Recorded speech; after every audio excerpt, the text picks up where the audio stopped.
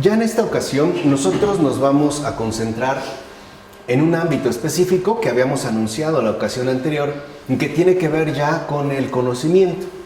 De hecho, en esta sección en particular, nosotros en efecto nos vamos a enfocar en la cuestión del conocimiento. Y para hacerlo, vamos a tomar como referencia primaria este texto elaborado de manera conjunta tanto por Hubert Dreyfus como por Charles Taylor, titulado Recuperar el realismo.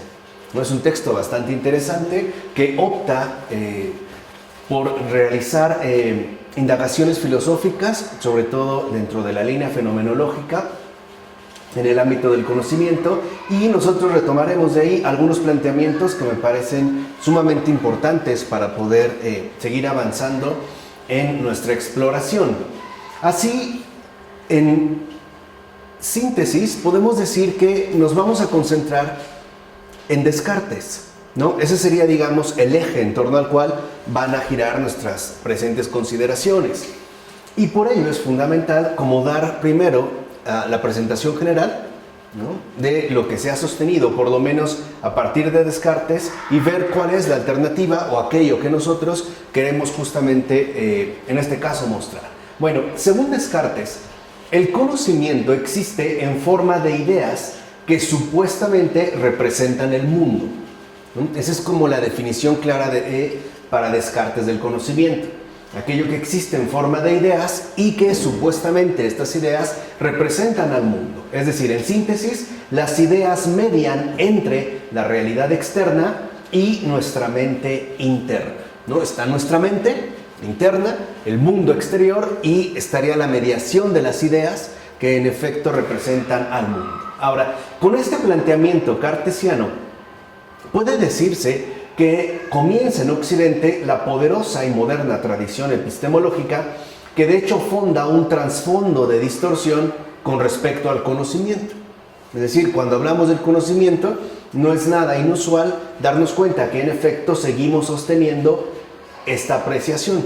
Es nuestro trasfondo, ¿no? No ya de comprensión, sino de distorsión. En efecto, el modelo epistemológico elaborado por Descartes ha provocado la implantación de un trasfondo incuestionado con respecto al conocimiento, cuya cautividad ha impedido identificar el error que de fondo contiene. Por decirlo de esta manera, estamos cautivos ante esta imagen, es decir, hemos quedado cautivos dentro del modelo epistemológico elaborado por Descartes. Y es justo por tal cautividad que en nuestra cultura subyace un gran error, es decir, una comprensión equivocada, ojo, de tipo operativo acerca de lo que significa conocer, y que es justo lo que nosotros pretendemos subsanar. Es decir, lo que queremos es abordar a fondo esta comprensión equivocada de tipo operativo acerca precisamente de lo que significa conocer. Tal distorsión consiste básicamente en comprender el conocimiento como algo mediacional. Ese es como el punto fundamental, ¿no? Ese es, digamos, como nuestra problematización filosófica. En su origen, esta concepción mediacional se sustentaba en la idea de que éramos capaces de captar la realidad externa por medio de representaciones internas. O sea, está el mundo como algo exterior, está nuestra mente como algo interior, y es a través de las ideas o por medio de las ideas como nosotros captamos justamente esta realidad, de tal manera que vivimos bajo un modelo representacional. De hecho, en una de sus cartas, Descartes señalaba lo siguiente, ¿no? Citamos al propio Descartes. ¿Qué decía Descartes en una de estas cartas? Decía: estoy seguro de que no puedo tener ningún conocimiento de aquello que se halla fuera de mí si no es por mediación de las ideas que yo he tenido en mí de ello. Esa es ya como la afirmación básica de Descartes. Ahora, ¿qué quiere dar a entender Descartes con tal afirmación? Pues que la realidad que buscamos conocer se encuentra fuera de nuestra mente, mientras que nuestro conocimiento sobre ella está dentro de nosotros en forma de ideas, ¿no? de tal manera que estas ideas entonces son asumidas a manera de representaciones. ¿Qué es el conocimiento? Es la representación del mundo por medio de las ideas. De ese modo, el conocimiento dependería de que ciertos estados de la mente representaran de un modo preciso lo que existe fuera de ella, ¿no? Serían, digamos, como los condicionamientos básicos. Y cuando la representación fuera correcta y fiable, entonces habría conocimiento, es decir, representación interna. En síntesis, se conocen las cosas solo a través de o por medio de esos estados internos que llamamos ideas y que dentro del modelo cartesiano en efecto pueden ser definidas en términos de representaciones mentales del mundo, ¿no? A grandes rasgos, vuelvo a insistir, esa es la cautividad en la que nos encontramos.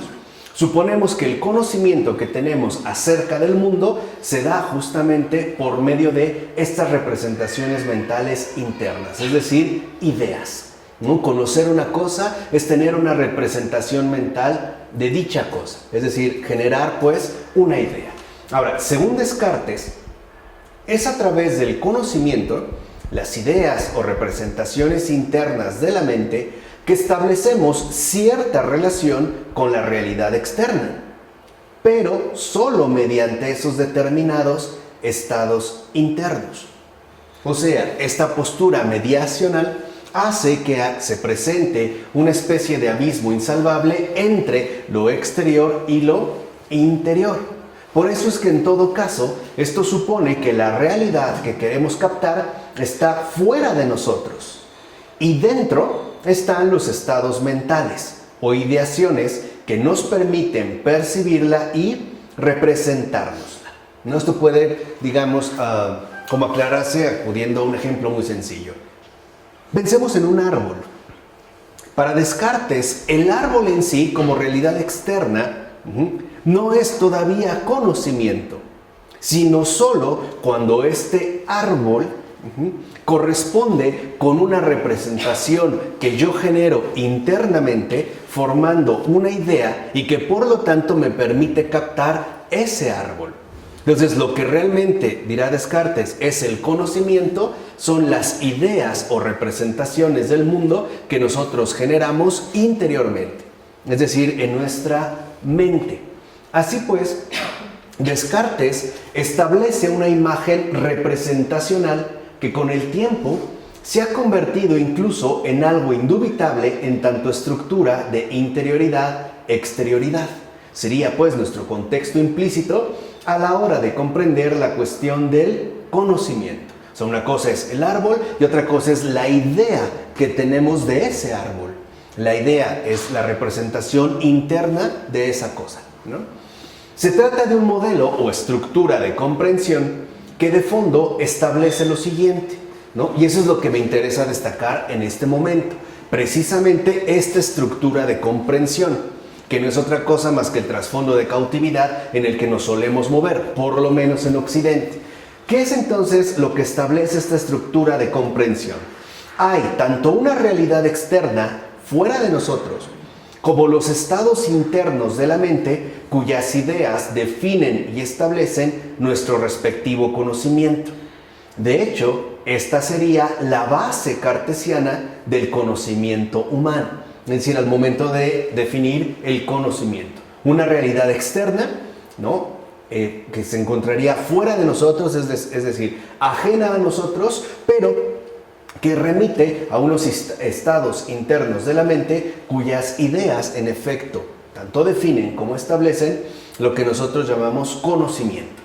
Por tanto, las ideas serían aquellos productos puramente interiores que en último término definen el conocimiento como algo exclusivamente mental, es decir, tanto interior como subjetivo, ¿no? Descartes, con su modelo o esta estructura de comprensión, considera que el conocimiento es algo exclusivamente mental.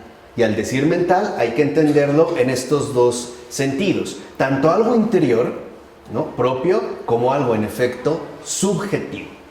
En consecuencia, este nuevo espacio mentalmente interno del conocimiento y que Descartes inaugura como algo netamente moderno, establece un dualismo epistemológico que diferencia lo interior de lo exterior para hacer del conocimiento algo que existe única y exclusivamente en el ámbito subjetivo de la interioridad, esto es, dentro de nuestra mente. Entonces, el conocimiento únicamente se encuentra dentro de nuestra mente. Son esos productos o ideaciones que la mente ha generado para ofrecernos representaciones de esa realidad por completo exterior a nosotros. Ahora, para darle un fundamento supuestamente sólido a su modelo, Descartes hace de la idea una entidad privilegiada, que hay que mencionarlo, hasta entonces desconocida en esa forma, para poder sostener toda su certeza representacional, o sea, la distinción entre lo mental y lo físico. Entonces, aquí también hay otro rasgo bastante sobresaliente. La idea en Descartes adquiere el estatus de una entidad privilegiada. Es decir, podemos decir de la entidad privilegiada por excelencia. En efecto, según la concepción dualista que inaugura Descartes, existen entonces cosas extensas, corporales, materiales, y otras no extensas, sino mentales, es decir, no físicas. Y desde entonces se ha aceptado como algo indiscutible tal distinción, ¿no? Ese es básicamente nuestro modelo de comprensión. Por ejemplo, la mesa, que correspondería en tanto cosa extensa con su dimensión corporal y por ende material, ¿no? Externa, y por otra parte la idea que nosotros podemos generarnos de esta mesa y que sería no física, sino netamente interior subjetiva, es decir, mental. Entonces, este dualismo en la que nos movemos a partir del modelo cartesiano, ¿no? Se ha aceptado de hecho como algo indiscutible. O sea, podemos decir que una cosa es la mesa o el árbol, que sería material tangible, y otra la idea de esa mesa o de ese árbol, que no correspondería ya precisamente con el mundo físico, sino que apelaría al mundo interior subjetivo de cada uno de nosotros. Ahora, con esto, Descartes se libera de lo corporal material, objetivándolo, es decir, concibiéndolo como una sustancia muerta e inexpresiva. ¿Por qué? Porque le ha dado toda la relevancia a la idea, es decir, al convertirla en una entidad por demás privilegiada. Entonces, todo lo corporal material se vuelve ciertamente irrelevante. Irrelevante hasta el punto de restarle toda importancia, ya que Descartes lo despoja de todo significado y sentido para la cuestión del conocimiento. De hecho, podemos decir que en Descartes el mundo es ingratamente desechado. Recordemos, por ejemplo, uno de los planteamientos fundamentales de sus pasos o de su propuesta filosófica. Hay que poner en duda absolutamente todo lo que existe, ¿no? Sabemos que este proceso de poner en duda todo lo que existe, ante todo se refiere a lo corporal material, para al final rescatar que de lo único que no se puede dudar es de que estamos nosotros pensando. Es decir, aunque yo dude de todo, el mero gesto o el mero acto de dudar involucra pues una operación de tipo intelectual y por tanto una operación mental.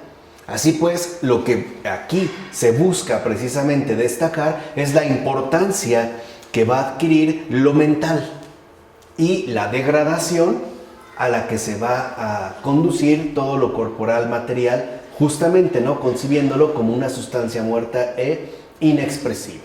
Podemos decir que en tanto algo netamente moderno, para Descartes lo que realmente importa no son las cosas en sí mismas, sino lo que nosotros pensamos acerca de estas cosas, las ideas que podemos generar en relación con ellas, es decir, en tanto representaciones.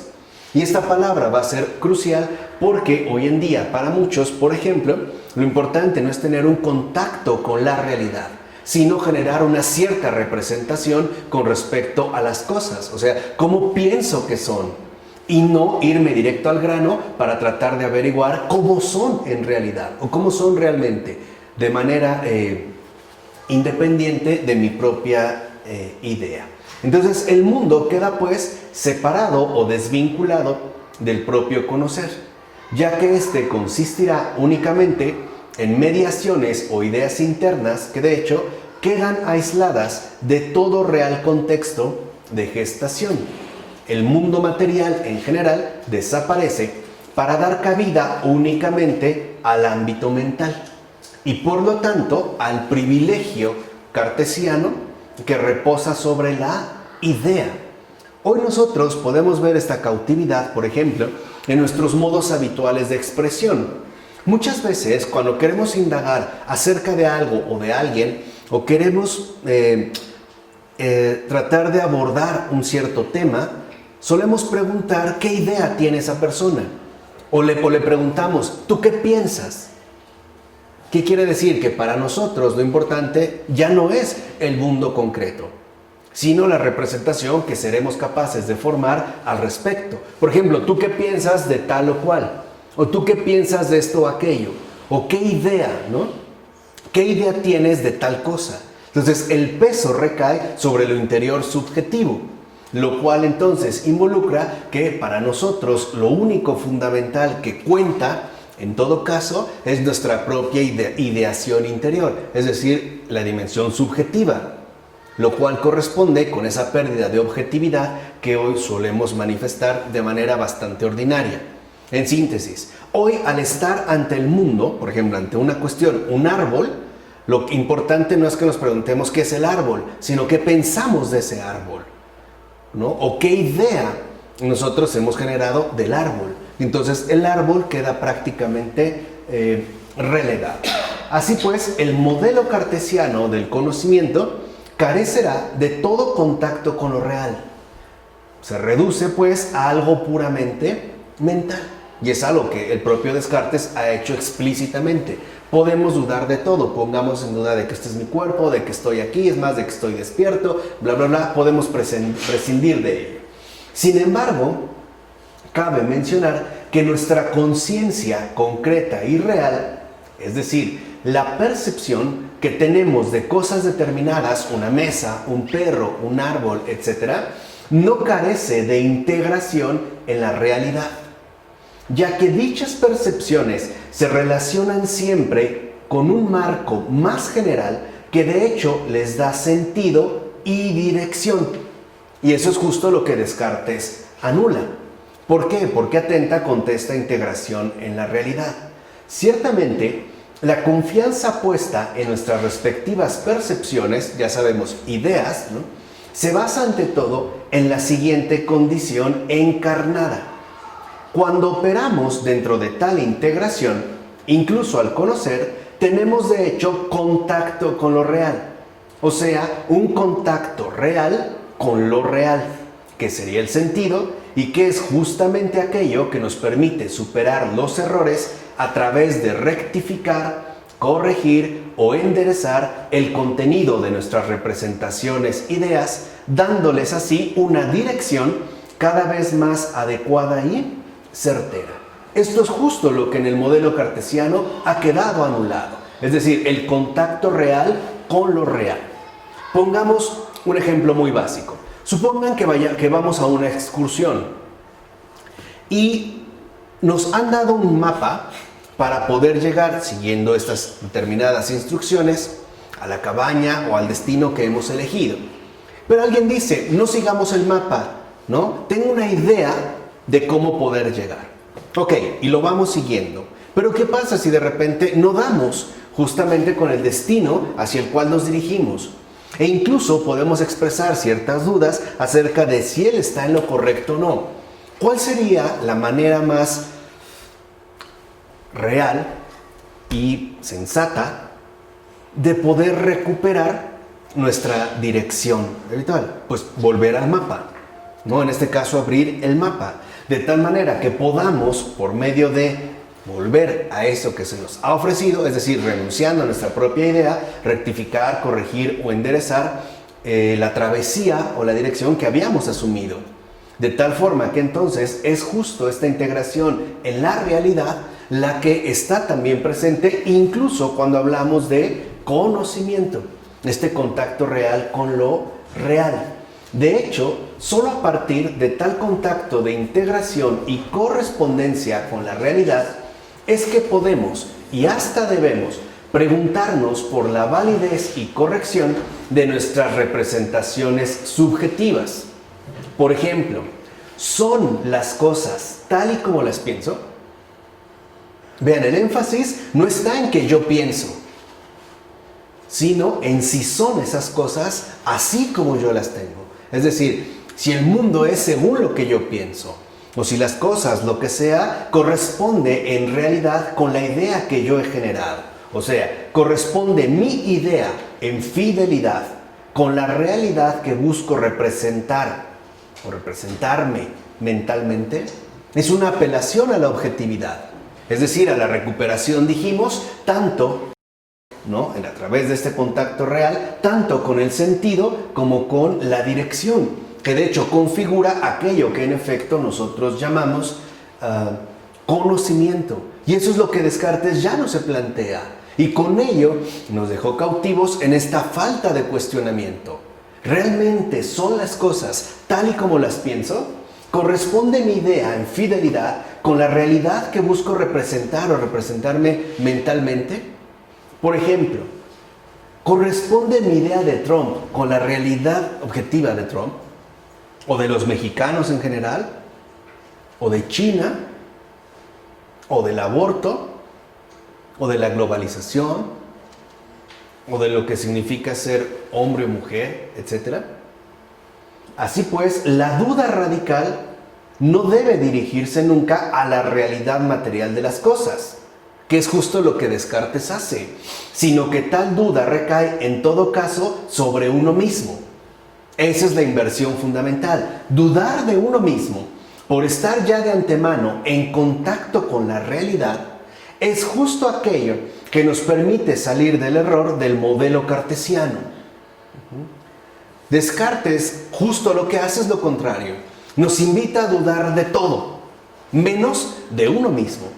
Lo que nosotros sugerimos es que no, en realidad ocurre lo contrario. Dudar de uno mismo es aquello que nos permite no perder el contacto real con lo real y por lo tanto tener siempre esta cercanía de corrección, de rectificación y por lo tanto, ¿no?, de orientación que nos permite avanzar, en pocas palabras, en la trayectoria de nuestra vida, incluida por supuesto la del conocimiento. A través, ¿no?, justamente de salir, de contrastar la aportación veraz que la realidad nos ofrece con nuestras ideas. En pocas palabras, dudar de uno mismo significa no perder contacto con lo real. Eso es dudar de uno mismo, no perder contacto con lo real. Descartes lo que hace es justo lo contrario, pierde contacto con lo real al no dudar de sí mismo, al ponerse pues como una medida absoluta, interior, subjetiva, mental, ¿no?, en tanto este producto de ideación. Entonces, la inversión errónea de la duda que realiza Descartes en su método, es decir, dudar de todo menos de uno mismo, hizo que pareciera que la realidad de las cosas no fuera fiable, precisamente porque tales cosas no pertenecen al proceder interior, mental del conocer. Pues no olvidemos que en todo caso, las cosas no son nuestras propias ideas. Las cosas son por sí mismas, independientemente de si yo las pienso o no las pienso. No es pues mi idea la que las genera. Entonces, el error de tal inversión consiste en lo siguiente, que es justo lo que nosotros queremos destacar en esta ocasión. Consiste en la ontologización del método, que conduce tanto a establecer la autosuficiencia del sujeto que conoce y su autoridad absoluta, en este caso ya lo hemos mencionado, remitido a lo mental, como a la deslegitimación de todo aquello que no sean las ideas o representaciones mentales del propio sujeto. Vamos a decirlo de otro modo. La ontologización del método hace que entonces el sujeto solo se pueda encumbrar como una realidad definitiva y por lo tanto incuestionable a costa de degradar, por así decirlo, su correspondiente inmediato, en este caso el objeto, o llamémoslo el mundo en general. Dudo del mundo, pero no de mí mismo. De tal manera que entonces lo que hace en realidad Descartes en el método no es más que entronizar la primacía incuestionable del sujeto pensante, y que en el planteamiento cartesiano lleva el nombre de cogito. Esa famosa frase que se ha repetido tantas veces de pienso luego existo, cogito ergo sum, el propio cogito habla precisamente de lo que Descartes ha querido entronizar como algo por lo menos de entrada incuestionable. Es una cosa pensante, es ese acto pues de intelección que de ninguna manera va a ser puesto en duda.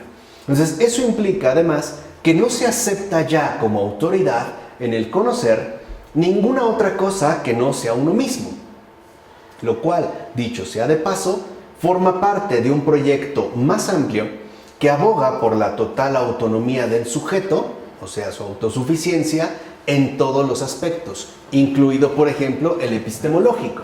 Entonces, la idea cartesiana es, pues, aquella supuesta entidad que, ocultándola, confirma la autoridad inviolable del sujeto que piensa. Esto es lo crucial, pues es él mismo quien posee y elabora sus propias ideas. Entonces, la idea es esta entidad privilegiada que va a confirmar la autoridad inviolable del sujeto que piensa. O sea, no nos interesan ya las cosas a partir de Descartes, sino las ideas que nosotros podemos generar por cuenta propia.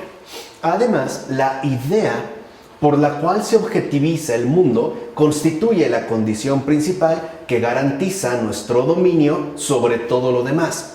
Porque ahora lo que imponemos es justamente nuestra productividad mental, o sea, lo que nosotros pensamos, importándonos poco o prácticamente nada la realidad misma de las cosas.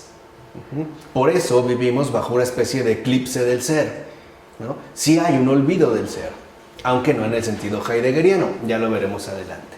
Ahora, en efecto, el conocimiento, según el modelo cartesiano, es colocado en la primera persona del singular, o sea, el yo, obligándonos con ello a priorizar lo monológico que anula la realidad a favor de lo mental.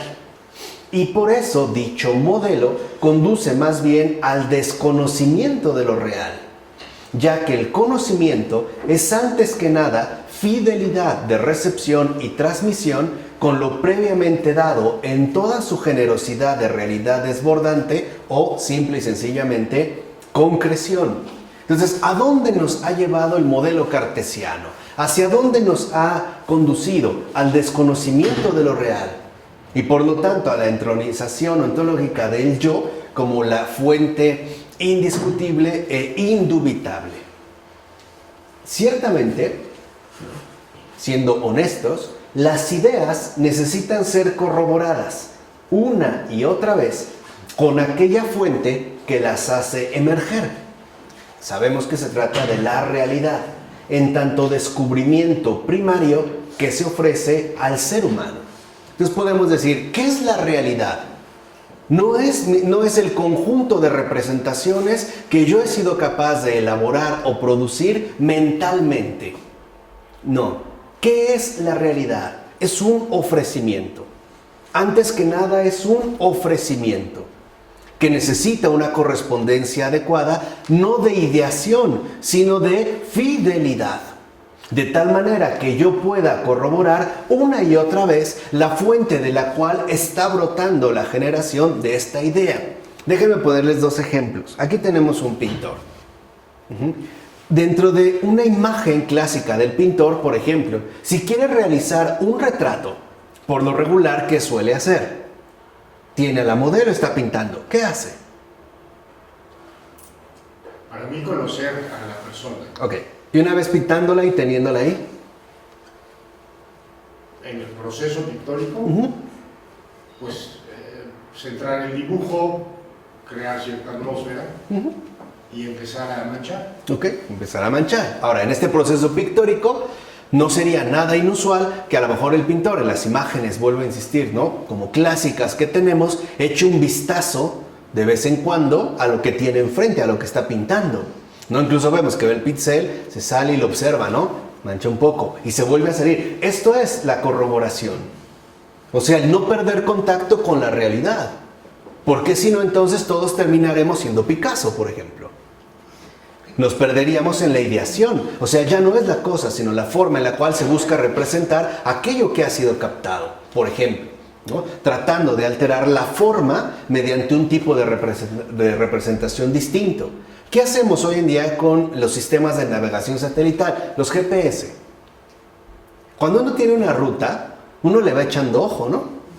O sea, no solo lo ves y te haces una idea de dónde va. Claro, la tienes. Esto es importante, es parte también de nuestras facultades operativas. Pero la realidad es que no basta con ello. Tenemos que realizar un ejercicio de corroboración. Por ejemplo, yo voy viendo, ¿no? De vez en cuando, no fijo toda mi atención, pero sí voy, ¿no? Checando, voy revisando, voy corroborando este sistema de navegación satelital para que yo pueda mantener el rumbo. Es decir, y a final de cuentas no me pierda. Y esto es algo que en el modelo cartesiano ha quedado completamente omitido. Más bien vivimos bajo una especie de encierro monológico donde uno queda, ¿no? hundido en sus propias ideas y perdiendo todo contacto con la realidad misma. Y acá también se vale tener referencias como en el proceso de alguna pintura. Sí, claro, es una referencia, pero vamos, o sea, en pocas palabras, sales de ti mismo, ¿no? Diriges para este tipo de corroboración. A lo mejor tú tenías una idea de algo y después cambia cuando tú ya tienes, o más bien te conservas en fidelidad en ese contacto real con lo real. Ahí es como nosotros podemos de hecho avanzar. O sea, dicho brevemente, las ideas no pueden perder de vista el necesario contacto con la realidad que de hecho la sustenta en suelo firme, seguro y confiable. Por eso, contrariamente a lo que propone Descartes, habría que resituar de nuevo el conocimiento humano en un nivel más primordial, más fundamental, más esencial, revelando los condicionamientos que nacen de la situación encarnada del hombre. De hecho, la condición encarnada del hombre es lo que determina tanto la apertura a lo real como el ofrecimiento de lo real del humano conocer. Pero que en efecto, como vimos ya hace un momento, justo Descartes cancela. O sea, vivimos bajo esta cautividad suponiendo de forma acrítica, de una forma incuestionada, que el conocimiento es algo netamente mental. En pocas palabras, como si el cuerpo no tuviera absolutamente nada que hacer al hablar de conocimiento, ¿no? Como que pensamos que el conocimiento es un proceso mental, interior, subjetivo, que no tiene nada que ver con la realidad material, física, y por ende corporal, cuando justamente lo contrario es cierto. Entonces, ¿cuáles son, ¿no? las condiciones de realidad que dan sentido a nuestra experiencia del mundo? Y esto es importante. Antes que nada, tales condiciones están dadas por los correlatos que definen un compromiso, tanto de entrega como de recepción, de cuidadosa fidelidad. Es decir, ¿qué es el conocimiento? Es compromiso de fidelidad con respecto a todo aquello que, lo pensemos o no, tengamos una idea al respecto o no, se nos ofrece de manera incondicional para su posterior enriquecimiento intelectual de consolidación. Volvamos al caso del árbol. El árbol está ahí en un ofrecimiento incondicional y permanente. De tal manera que aunque él no puede llevarse a cumplimiento por sí, sí podemos hablar de que este enriquecimiento intelectual de consolidación lo podemos aportar nosotros, pero solo si nos mantenemos dentro de este compromiso de fidelidad. O sea, si no nos quedamos atorados única y exclusivamente a nuestras representaciones mentales. O sea, quedar atrapados o enredados, sofocados por nuestras propias ideas. Esto es de verdad muy importante. O sea, darnos cuenta de estos correlatos, ¿no? que definen un compromiso de cuidadosa fidelidad. Ahí hay como una relación. Entonces, en todo caso, el conocimiento comporta siempre momentos de comunión que no pueden ser ni negados ni anulados por un modelo que omite el ofrecimiento que posee la dimensión por demás amplia de la realidad vinculada a nuestra carnalidad.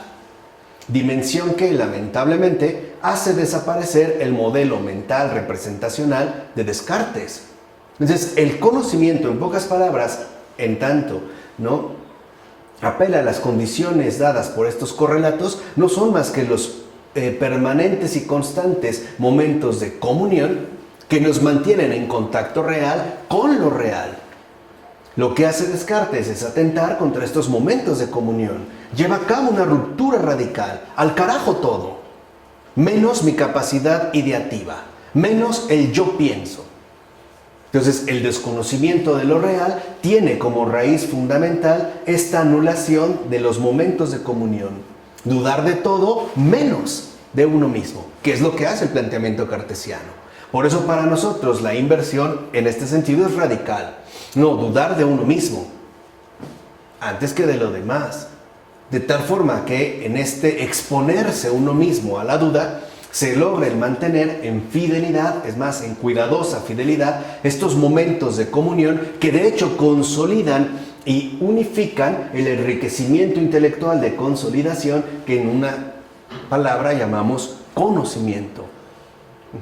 Podemos decir, ¿qué es conocer? ¿Tener una idea? No. Conocer es no traicionar al ser. Eso es conocer, no traicionar al ser. Y a veces para no traicionar al ser tengo que dudar de mí. Tengo que dudar de mí mismo. Por lo menos estar abierto a un enriquecimiento mayor en tanto estos momentos de comunión me permiten a mí recibir una dotación de realidad a la cual yo debo de corresponder. O por lo menos, ¿no?, debería tratar de corresponder con la mayor fidelidad posible. Esto significa entonces que el conocimiento se basa en un cierto tipo de precomprensión, no mental, que hace que las cosas se nos presenten cargadas de sentido y de significado según su propio realismo. Y no solo para nuestras ideas, sino para nuestros propósitos, deseos y acciones, es decir, para nuestra real situación humanamente encarnada.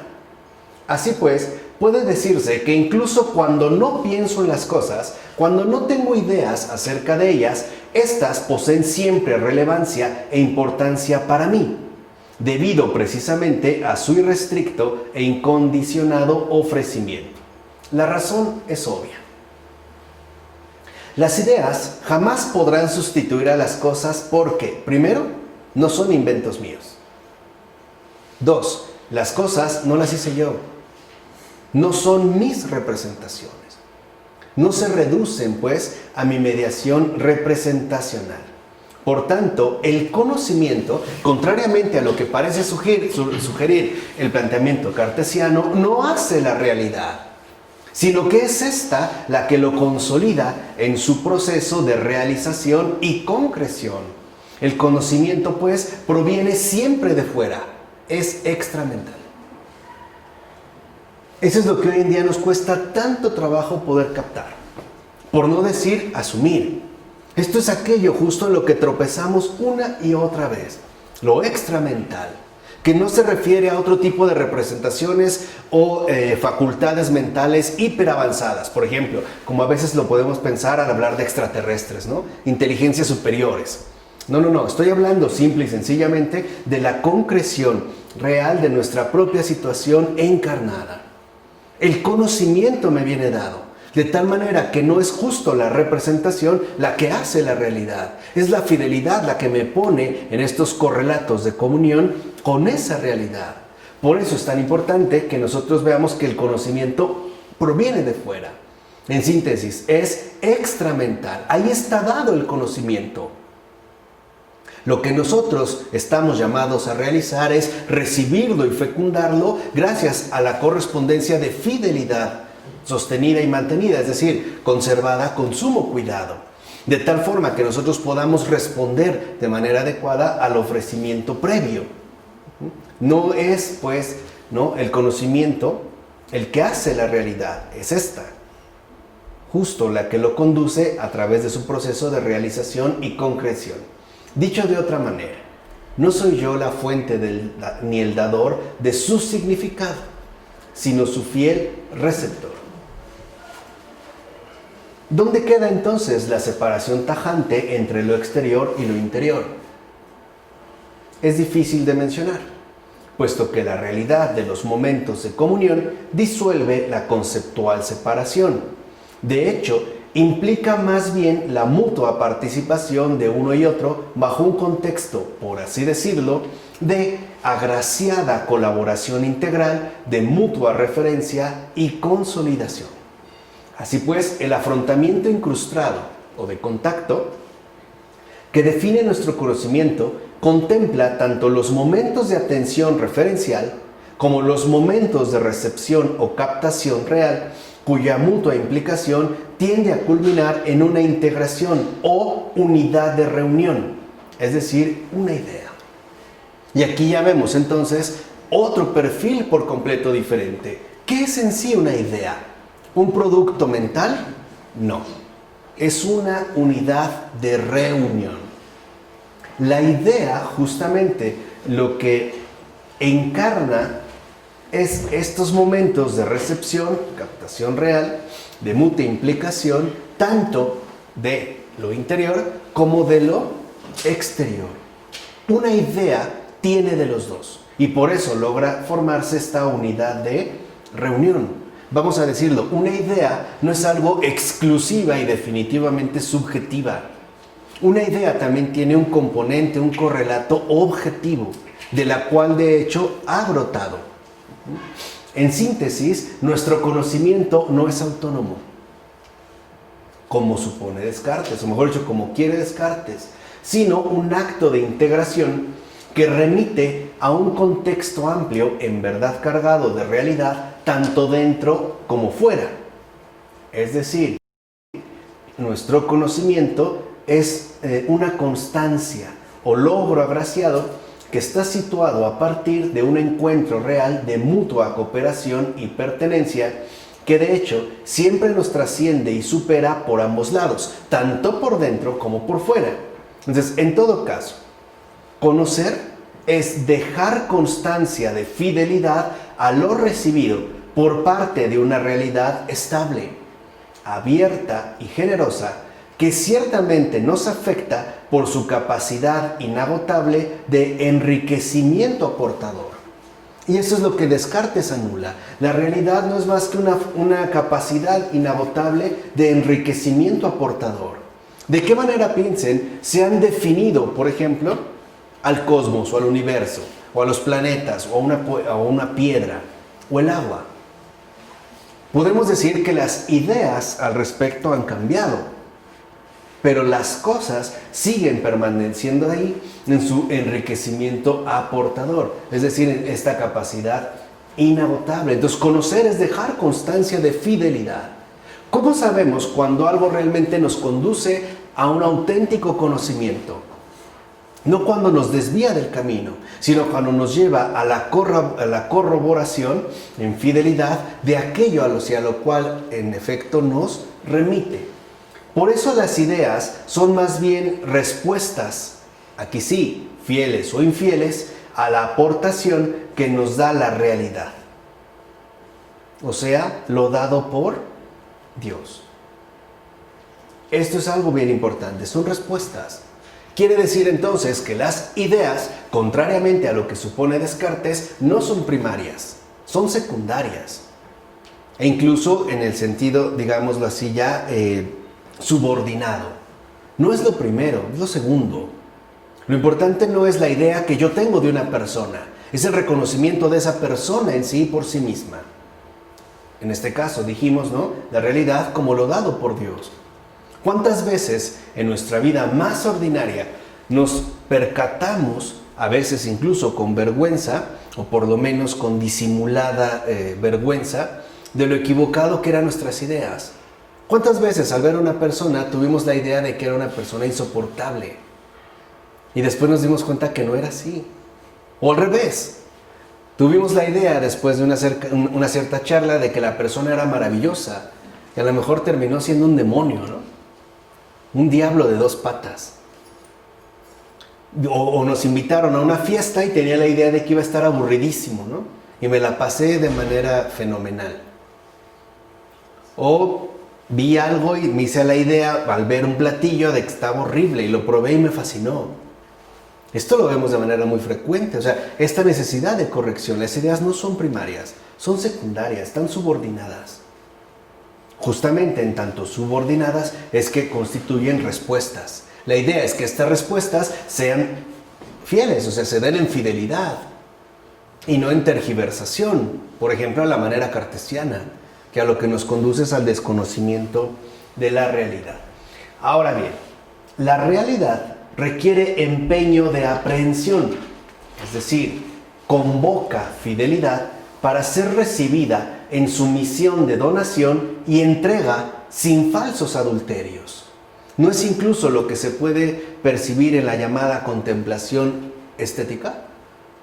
Es decir, en la inspiración artística. ¿No? Por tomar a lo mejor un ámbito que nos puede resultar a lo mejor más asible, como más captable, ¿no? Ciertamente no podemos elegir, modificar y menos aún eliminar su significación, pero está en nosotros el poder llevar a cabo el esfuerzo por dar sentido a todo lo que nos rodea a la luz de la verdad. Y aquí entonces sí podemos hablar en este caso de un efecto de captación consagrada que tiene que ver con nuestra capacidad intelectiva, en tanto efecto de captación consagrada, ¿no? Este empeño de aprehensión. Y dicho esfuerzo consiste ante todo en descentrarnos y salir a contemplar el fundamento que no debemos traicionar a través de nuestras ideas y representaciones mentales, que no por el hecho de ser algo propio son realmente verídicas, es decir, fieles a la donación que nos hace la realidad. ¿Cuántas veces lo aplicamos, por ejemplo, al caso de la vista? ¿Ya viste eso? Ah, no, velo bien. No, velo bien. O sea, lo que nos vuelven a dar es un señalamiento, ¿no? Un señalamiento para poder ingresar a esta captación objetiva. Es decir, a esta fidelidad de contacto real con lo real que en efecto nos ofrece la realidad. Así pues, mi primera comprensión sobre la realidad no es la representación que hago de ella, como lo planteó Descartes, sino el sentido dado a mi continuo trato o contacto con ella en tanto ser encarnado. Por eso, aunque pueda equivocarme con respecto a la realidad de las cosas, no puedo de igual manera negar su real e inseparable presencia de compenetración e interacción. Aquí estaríamos pues en niveles distintos. La comprensión pues se encuentra ubicada en la interacción preconceptual, es decir, en ese contexto o entorno por demás relevante para el posterior conocimiento. Un conocimiento cuyo fundamento no reposa en las ideas, sino en su propia realidad primordial de interacción, es decir, en su exigencia de ser lo primero y fundamental. Apertura a lo dado por Dios de manera clara y concreta, sin imponer de antemano mis ideas. Por eso no es casual que incluso los grandes místicos hayan optado por el silencio como lo primario. O la oración centrante que nosotros vimos con el padre Keating, que permite acallar al propio pensamiento de tal manera que ya no padezcamos la tiranía que lleva a cabo esta imposición, ¿no?, tiránica de las propias ideas. ¿Cuántas veces vemos que una persona literalmente no es capaz de comprender algo porque se encuentra aferrada a sus propias ideas y no es capaz de renunciar? O sea, vive bajo la cautividad de el planteamiento o el modelo cartesiano. Duda de todo, incluso de lo que le decimos, menos de sí mismo. Que es como la herencia, me parece a mí, la verdad, más grave que hemos recibido de el planteamiento de Descartes.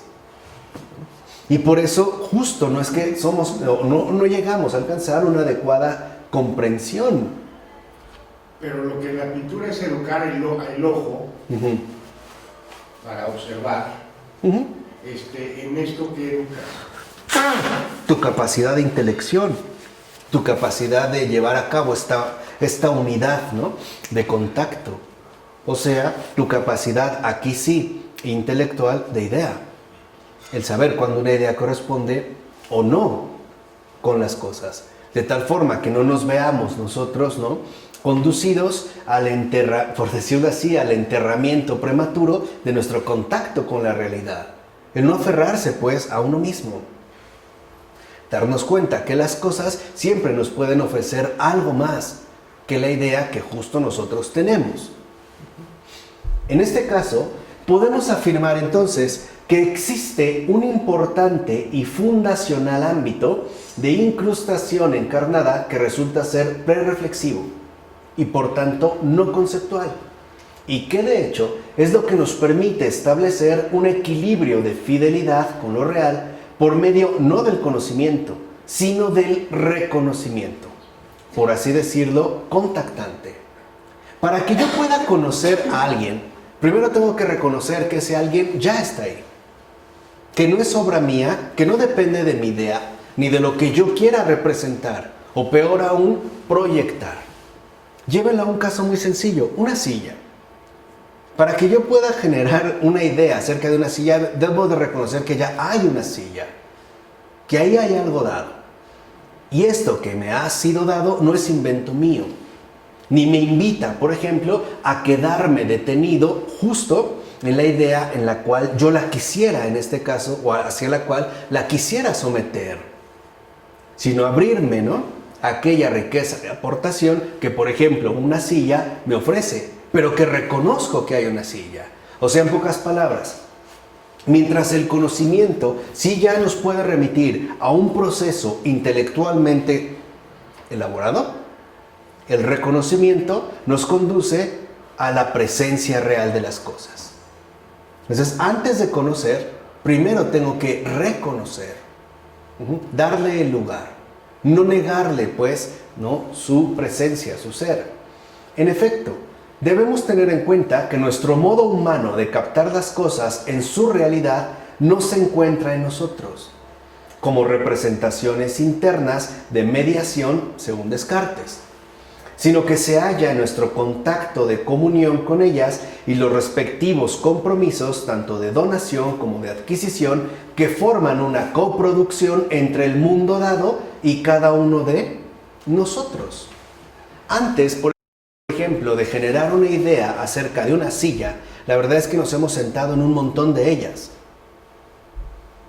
Y ya hemos tenido un contacto, incluso prereflexivo. Y lo hemos hecho, por ejemplo, piensen desde que éramos bebés y comenzábamos a gatear. Esto nos puso en un contacto, ¿no?, en una coproducción entre el mundo y cada uno de nosotros. Por eso los niños lo primero que necesitan es contacto. Y no solo afectivo, sino con las cosas. Por eso literalmente podemos decir que hay momentos, sobre todo, ¿no?, a lo mejor después de los 6 meses, 4, 5, 6, donde se arrastran en el suelo. Todo lo agarran. Y todo lo llevan a la boca, porque para ellos no dudan de las cosas, no importan las ideas, sino que las cosas están.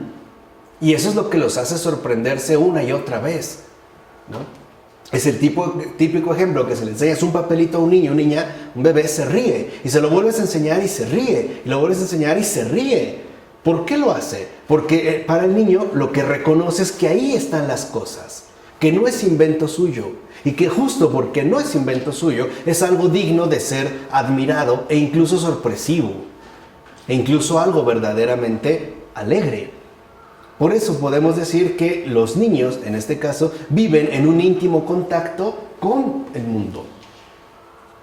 Y para ellos no representa ningún tipo de problema. El problema no es cuando empezamos a generar ideas. El problema es cuando lo único que tenemos son estas ideas. Y peor aún, cuando nos aferramos a las ideas que nosotros mismos hemos producido, ¿no?, a la cual, como dijimos, convertimos en un ente privilegiado únicamente porque son productos del yo, ¿no? Del yo mismo o la idea a la que he llegado. Así pues, el conocimiento del mundo no está construido por nosotros en la soledad o el aislamiento de las ideas mentales, sino que más bien pertenece al ámbito de interacción cuya mutua aportación produce nuestra relación con las cosas según un compromiso de fidelidad, que es ahora sí lo que nosotros llamamos consolidación. Ciertamente, nuestro conocimiento es parcial y limitado, ya que nunca agotamos el carácter real de las cosas con nuestras respectivas ideas. Dicho sea entre paréntesis, esto es algo que muestra muy claramente la fenomenología, la incapacidad de agotar el carácter real de las cosas. Pero es asimismo firme y sólido por la realidad de las cosas que siempre aportan alguna novedad hasta entonces insospechada. No agotamos las cosas, pero las ideas que han sido, mantenidas en fidelidad, es decir, en contacto con la realidad, son algo, sí, pero ese algo es firme y es sólido. Cosa que hoy no vemos en base, en pocas palabras, al estatuto no incuestionable, entronizado, exagerado de la propia ideación, que hoy se quiere aplicar como el arma predilecta, por ejemplo, al abordar cuestiones como la ideología de género. ¿Por qué se habla de género y no de sexo? Piénsenle un poquito. El sexo está definido. El sexo no es una elección, es un reconocimiento. Cuando nace un bebé, ¿cómo sabemos qué fue? Lo vemos, ¿no? A ver qué fue. ¿Tiene, no tiene, tiene pene, tiene vagina, no tiene, o sí, no sé qué? Pero lo vemos, ya es algo definido. El género es una ideación, o sea, que le des prioridad a lo que tú piensas. Y entonces, ¿qué sucede? Un desconocimiento total de la realidad. Todo se pone patas para arriba. Porque entonces, a pesar de que baste con que yo mire abajo de mi ombligo, ¿no?, para acordarme de mi sexo concreto, si soy hombre o mujer, entonces me hago una ideación de que yo soy un género, es decir, algo de entrada no definido. Y entonces me puedo definir como a mí se me dé ¿qué? La gana. Esa es mi idea. A lo mejor hoy tengo la idea de que no soy hombre ni mujer. Soy un cactus desértico. Y entonces me voy a implantar espinas. Por ejemplo, entramos en los conflictos de las ideaciones, que es, vuelvo a repetir, me parece una de las armas más usadas con éxito por los que son defensores de la ideología de género, entre tantas otras cosas. Porque esto tiene éxito siempre y cuando se le dé la espalda a la realidad, mientras no volvamos a entrar en contacto con la realidad. Por eso alguien tan grande como Chesterton decía, y me parece que hoy ya se está cumpliendo, ¿no? Decía, llegará el momento en el que los hombres desenvainarán las espadas por defender que el pasto es verde. Hoy está sucediendo. Ya está sucediendo, lo dijo hace ya casi por lo menos 80 años. Ya está sucediendo, ya hemos llegado a eso. O sea, el que las cosas son así y no como nosotros las queremos más bien que pensar. Ahora, este es justo el contacto de interacción primordial que define el vínculo dado con el mundo de lo que en efecto podemos llamar nuestra experiencia real. Esto significa que no debemos perder de vista nuestro contacto real con el mundo, pues nuestra experiencia y su realización, siempre cargada de realidad, no puede situarse únicamente dentro de nosotros, como sugiere la distorsión de Descartes. De hecho, nuestra innegable carnalidad constituye aquel contacto o apertura concreta, preconceptual, a la realidad cuya afectación promueve la emergencia del conocimiento en tanto actividad de correspondencia con lo que es real. Y gracias a este contacto con un mundo común, para nada mental, sino real, es que siempre podemos decir y señalar algo a los demás en tanto aportación de enriquecimiento colaborativo sobre la realidad, incluso dudando o corrigiendo las ideas propias. ¿Por qué yo le podría decir, Claudia, ¿me pasas la botella con agua? Porque en algo estamos de acuerdo, o sea, estamos ya en un mundo ¿qué? Común. Podemos dudar y decirle, oye, sí es agua, pero el objeto hacia el que me dirijo, ese no es puesto en duda, ¿o sí? Oye, ¿me pasas una silla? No dudamos. ¿Por qué? Porque la realidad no defrauda. Es esta actividad de correspondencia con lo que es ¿qué? Real. ¿O cuántas veces no hemos visto a un bebé recién nacido y le decimos, ¡ay, qué bonito niño! No, no es niño, es niña. Pero de algo estábamos seguros, es un bebé. No decimos, ¿esto qué es? ¿Es una planta? ¿No? Felicidades, tuviste a tu género. No, es niño, niña, ¡pum! No hay más. ¿No? ¿O me haces un taco? No, no, no. Oye, si es carne, es pollo. ¿A qué sabe? ¿Quién sabe? Pero tú cómetelo. Pero no dudamos de la cosa, ¿sí me explico? Porque ya vivimos un mundo en común. Ya estamos ahí interesados, incluso a veces, vuelvo a repetir, ¿no? Teniendo que corregir nuestras propias ideas. Así pues, antes que ideas, compartimos todos, como seres humanos, ese contacto de realidad carnal con el mundo. Es decir, una situación de comunión compartida cuya convergencia establece un fondo de sustento firme que hace posible la aparición o gestación de nuestras posteriores, ahora sí, concepciones. Y ya que dichas concepciones para nada están exentas de inexactitudes, debido a la insuficiencia inherente que poseen las ideas o representaciones nocionales, debe admitirse la necesidad de una riqueza de aportación por demás ajena a uno mismo. De hecho, es fácil olvidar lo equivocadas que pueden llegar a estar nuestras propias ideas debido al peso que le damos a nuestra exclusiva autoría de pertenencia, que no es otra cosa más que la herencia cartesiana de cautividad. El conocimiento, pues, apunta más bien a una fusión de enriquecimiento compartido, de comprensión, siempre en relación. Relación que, en el caso cartesiano, se ha roto. ¿Por qué? Por esta cautividad que lo único que ha hecho, al parecer, es darle un total privilegio a la exclusiva autoría de pertenencia. En pocas palabras, el mundo, la gente, no me interesa. Me interesa lo que yo pienso acerca de, o bien por medio de, o sea, me interesa la representación que genero, no las cosas en sí mismas. Y esto nos ha llevado, como ya sabemos, a situaciones pues verdaderamente complejas, ¿no? Verdaderamente complicadas. Entonces, vamos avanzando hasta aquí. Me parece que hay muchos elementos para ir digiriendo, ¿no? Para digerir de manera gradual.